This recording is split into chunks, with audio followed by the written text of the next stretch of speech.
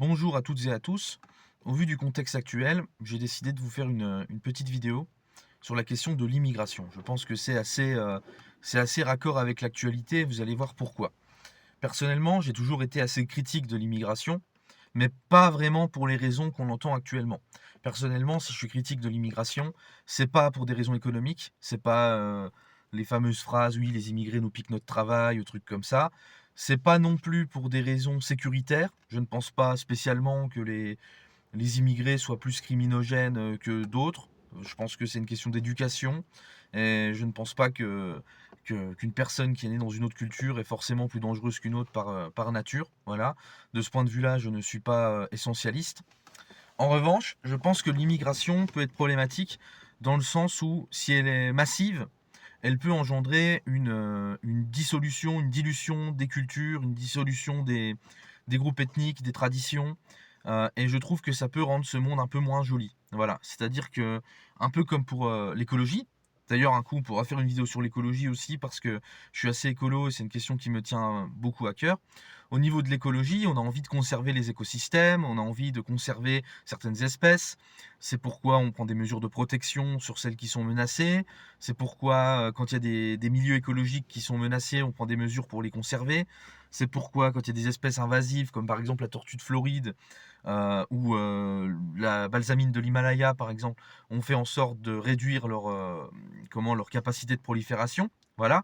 Eh bien, moi, personnellement, je suis partisan d'une forme d'écologie radicale, dans le sens où je pense qu'il faut appliquer cette logique écologique à l'humanité. Donc je pense que c'est bien de préserver les cultures, les traditions, les groupes ethniques, etc., tels qu'ils sont, pour tout simplement conserver la richesse de l'humanité. Sur ce point-là, je suis assez d'accord avec l'idée de diversité. Je trouve que ce qui rend l'humanité jolie, c'est le fait que nous soyons diversifiés. Et je trouve ça triste de tout noyer dans une sorte de gloubi-boulga planétaire sans âme. Voilà. Moi, je ne veux pas d'un monde où tout le monde se ressemblerait de New York à Pékin en passant par Tombouctou et Vladivostok. Voilà. Moi, je veux que chaque pays, chaque peuple conserve ses spécificités, ses caractères propres. Voilà. Par exemple, si je vais, je sais pas moi, si je vais en Arabie Saoudite, ben, je veux voir des mosquées, je veux voir des tenues traditionnelles de ces pays-là. Voilà.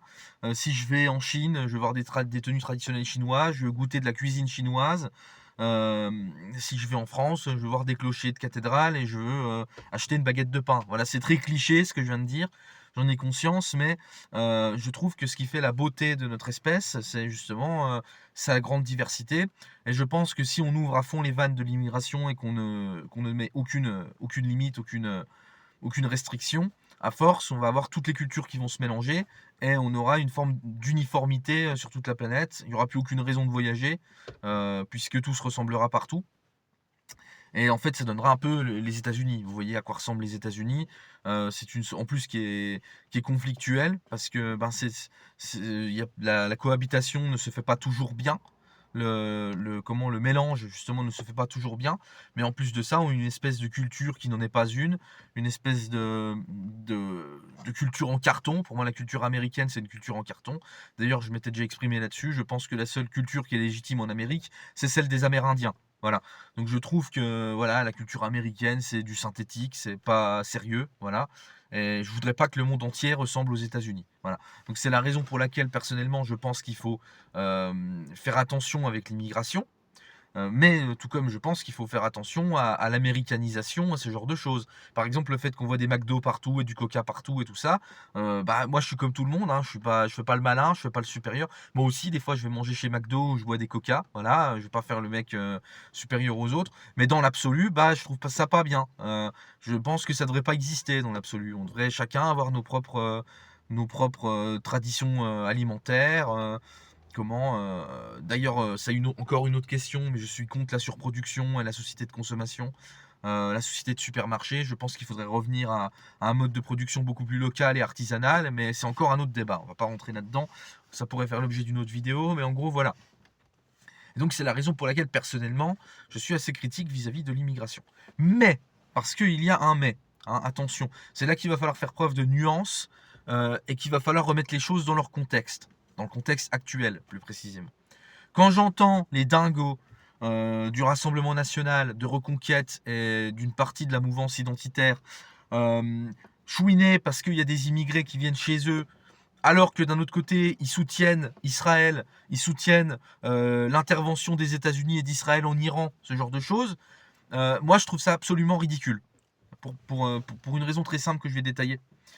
En Palestine, on a un peuple autochtone qui lutte pour rester sur la terre de ses ancêtres.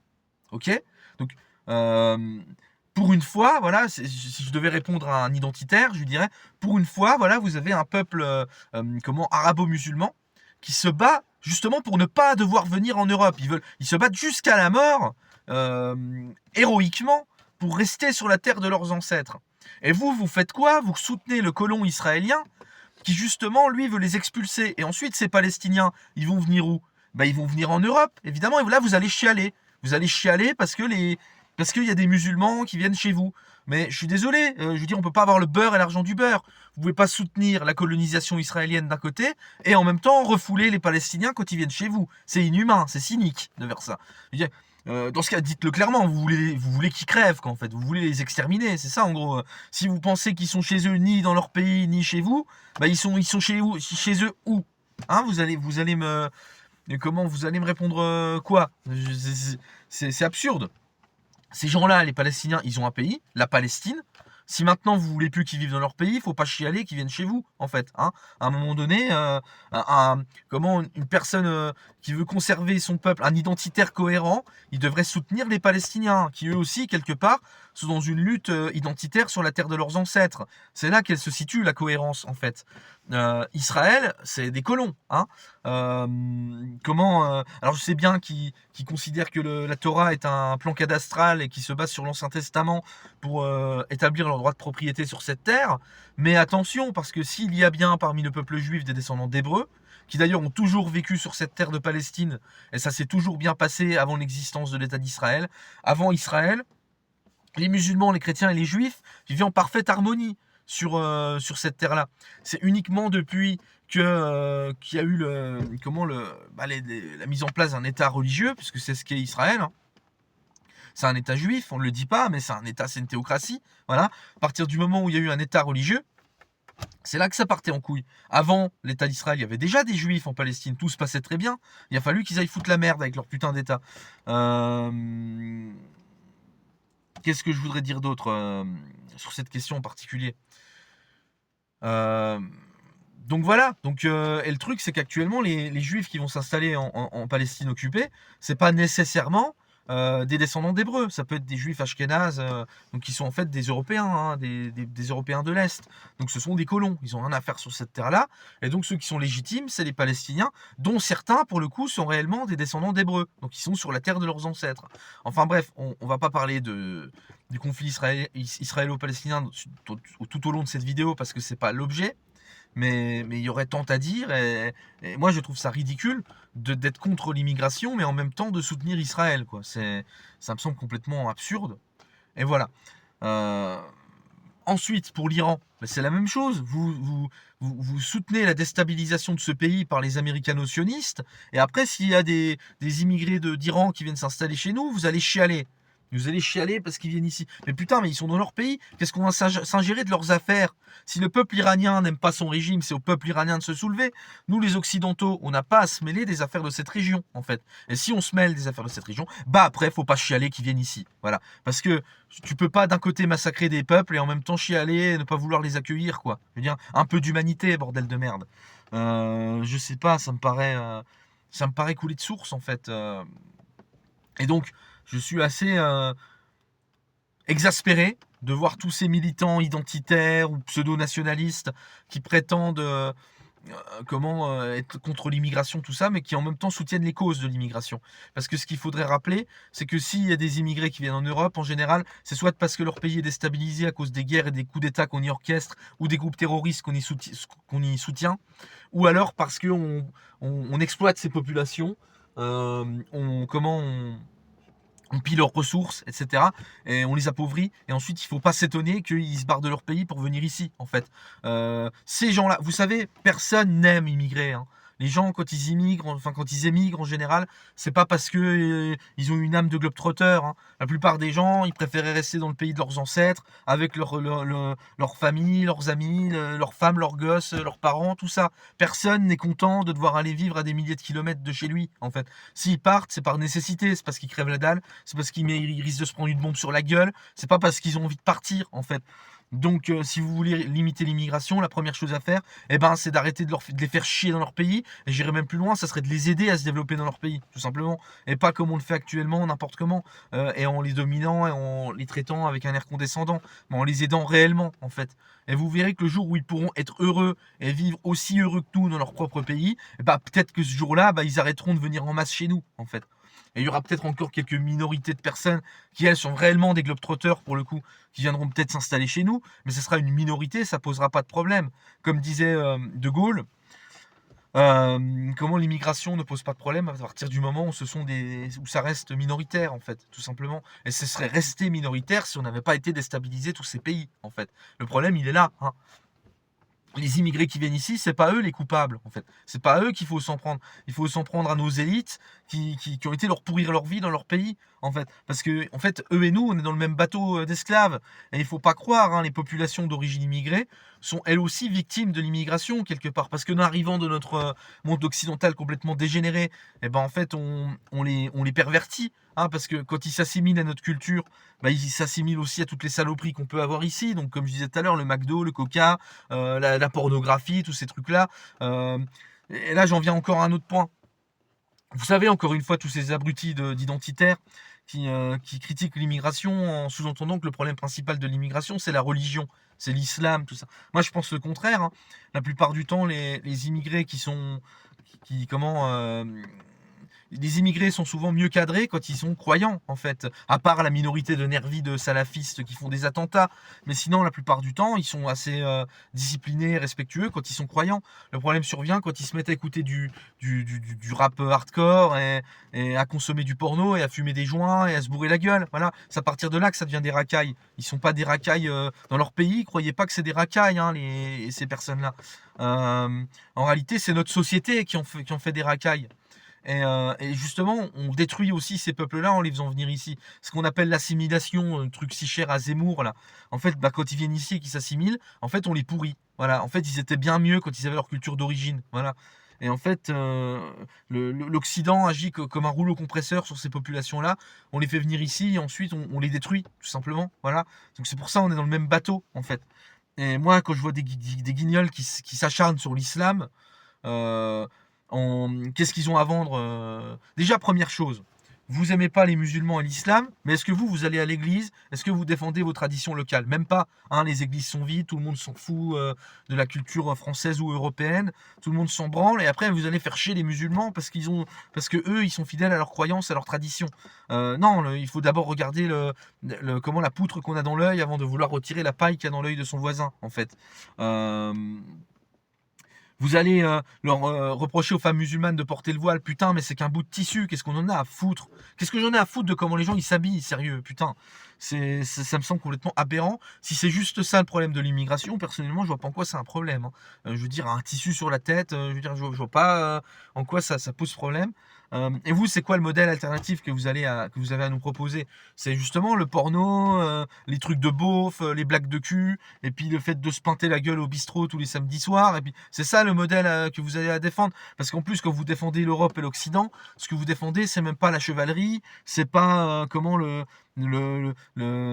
l'idéal de rapport à la nature chez les Celtes, par exemple. C'est pas la culture et la philosophie gréco-romaine. Non, c'est pas ça que vous défendez, vous. Vous défendez la beaufrie. Vous défendez le truc là, la laïcité, Marianne, machin, comment le fait d'être grossier, le fait d'être à poil, machin. Voilà, c'est ça votre modèle en fait à vous. Et c'est pour ça que vous détestez autant les musulmans. Et je dis ça, moi je suis pas musulman, hein, pas du tout. C'est trop dogmatique pour moi. Et puis c'est pas ma religion, c'est pas ma tradition, voilà. Mais personnellement, je préfère largement un musulman plutôt que ce ramassis de gros beaufs en fait. Et personnellement, je vois pas en quoi le problème de l'immigration, c'est la religion ou l'islam. Moi, comme je vous l'ai dit, le problème que je vois avec l'immigration, c'est l'uniformisation culturelle. Donc il peut y avoir un aspect religieux dans ce problème d'uniformisation culturelle, mais c'est pas le cœur du problème en fait. Personnellement, s'il y a des milliers d'Africains animistes ou même chrétiens qui déboulent en Europe, je trouve ça autant problématique que les musulmans en fait, parce que eux aussi, ils vont débouler qu'une culture et des traditions et un héritage culturel qui n'est pas le nôtre en fait. Et c'est pas une question de religion en fait. Et si vous vous arrêtez à la religion, vous êtes vraiment, vous êtes des décérébrés, désolé de vous le dire, mais c'est la réalité. Et donc voilà, et moi je trouve ça débile de voir tous ces, tous ces nationaux beaufs là qui vous disent que le problème de l'immigration, c'est les musulmans, c'est l'islam, machin chose. Et, et donc voilà, donc je voulais faire cette vidéo pour notamment dans le contexte là, actuellement avec l'Iran et puis ce qui se passe aussi en Palestine occupée, tout ça, pour nuancer un peu la critique. Donc moi je suis critique de l'immigration, mais je pense que c'est important de nuancer cette critique et de dire que voilà, on peut très bien être contre l'immigration, mais faut pas oublier que le problème principal c'est qu'on fout la merde dans les pays d'origine des immigrés. Et que le jour où ces gens-là seront peut-être un peu mieux dans leur pays, bah peut-être qu'ils viendront un peu moins dans le nôtre. Hein. Puis en attendant, moi je suis désolé, mais quand on voit ce qui se passe là en Iran, en Palestine et tout, moi je me vois pas refouler des gens à la porte de mon pays sous prétexte que. Je suis désolé, à un moment donné, l'humanité. Moi je vous le dis, les enjeux identitaires c'est important pour moi. Je suis pour une application de l'écologie à l'espèce humaine, mais je veux dire, ça pèse quand même moins dans la balance que l'humanité. Je vais pas non plus renvoyer des gens à la mer ou aller se faire tuer sous les bombes dans leur pays juste parce que j'ai un toc de préservation de ma culture. La préservation de la culture c'est important, mais ça passe après l'humanité. Ça c'est d'abord on garantit à chacun de vivre en paix et avec un niveau de vie correct et décent, etc. Et seulement une fois qu'on a ça, là, ok, on peut parler d'identité, de conservation ethnoculturelle et tout ça, mais c'est pas la priorité en fait. Alors ça fait peut-être de moi un énorme gauchiste de dire ça. De toute façon, je vous l'ai dit, moi je m'en branle. De toute façon, je serai toujours un droitard pour les gauchistes et un gauchiste pour les droitards. Donc personnellement, rentrer dans vos cases, ça me fait ni chaud ni froid. Mais personnellement, je sacrifierai toujours l'identité pour la liberté, pour la paix, pour la justice sociale. Voilà. Personnellement, je préférerais toujours, par exemple, un politicien qui propose de la justice sociale et de la paix, mais qui est complètement woke, par exemple, plutôt qu'un politicien qui est nationaliste ou identitaire et qui n'a pas woke du tout, mais qui propose une politique économique ultralibérale, des guerres et puis des restrictions de liberté. Voilà, mon échelle de valeur, elle se place là. C'est-à-dire que, comme je viens de le dire, c'est pas que l'identité c'est pas important, c'est que c'est pas l'enjeu numéro un. Voilà. Et donc si ça déplaît des gens, je m'en fous. Mais c'est juste comme ça. Et je pense que quand on a un minimum d'humanité, on est obligé de me rejoindre et de valider ce que je suis en train de dire. Voilà, donc ouais, j'avais peut-être un petit ton un peu énervé dans cette vidéo. Je suis désolé, mais c'est vrai que c'est assez agaçant de voir ces identitaires et ces votants du RN et tout, avec leur discours hors sol. Moi j'appelle ça un discours hors sol. Voilà. Je vous remercie de m'avoir écouté jusqu'au bout. Je vous invite à déposer un j'aime, à liker, à partager cette vidéo, à déposer un commentaire également. Et je vous dis à très bientôt pour la prochaine vidéo. Allez, salut à toutes et à tous.